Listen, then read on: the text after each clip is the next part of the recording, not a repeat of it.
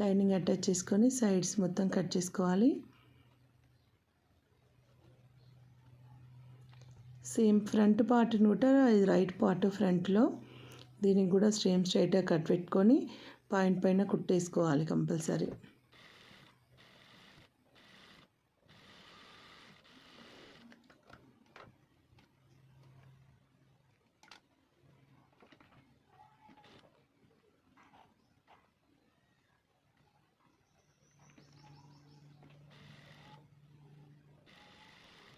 టెన్షన్ని లేపుకుంటూ కుట్టాలి. టెన్షన్ మనం లేపకపోతే, foot pressure తోటి లేపకపోతే అక్కడ ఏదో ఒకటి కొంచెం తగిలిందనుకో సూది మాత్రం ఫట్.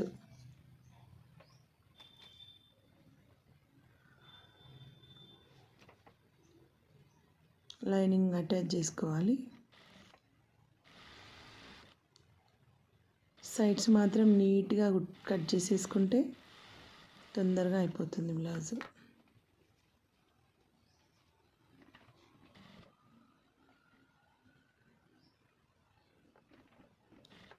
ఇట్లా నేను చెప్పిన విధంగా కుడితే నీట్ ఫినిషింగ్ అయితే కంపల్సరీ అండి మీ బ్లౌజెస్కి.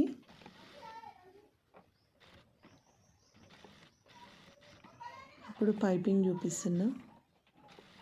ఇది ఇన్విజిబుల్ పైపింగ్ కాదు, ముందే నేను రెడీ చేసి పెట్టుకున్న పైపింగ్, థ్రెడ్ పైపింగ్ ఇట్లా వేసేసుకుంటున్నా. సింపుల్ వేలో ఈజీగా ఉంటుంది పైపింగ్. దీనికోసం మీరు కావాలనుకుంటే నాకు కామెంట్ చేయండి, నేను అలా మీకు స్టిచ్చింగ్ చేసి చూపిస్తాను. సింగిల్ పాదం పెట్టుకుంటే ఊకుకే దారం పోతుంది, మస్తు సతాయిస్తుంది.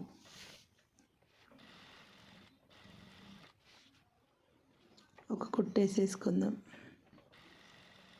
ఇవన్నీ రెడీ అయినాయి అంటే ఒక అర్ధగంట సేపట్లో బ్లౌజు రెడీ అయిపోతుంది కదా. నీట్గా వచ్చేసింది కదా. ఫ్రంట్ పార్టు, బ్యాక్ పార్ట్కి కూడా వెనకాల పైపింగ్ వేసేస్తా. మనం రెడీ చేసి పెట్టుకున్న గోల్డ్ పైపింగ్ని పెట్టుకొని స్టిచ్ చేసుకోవాలి. వర్క్ ఉంది కాబట్టి చూసి కంపల్సరీ చూసుకుంటూ కుట్టాలి. ఏ కుందన్ పైకి ఎక్కినా మిషన్ ఖరాబ్ అవుతుంది. టెన్షన్ లేపుకుంటూ ఈ దాన్ని కుట్టుకోవాలి పైపింగ్ని.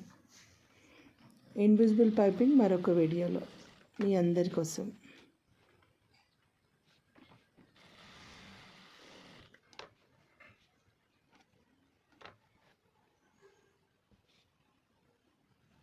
టెన్షన్ లేపుతూ కుడితేనే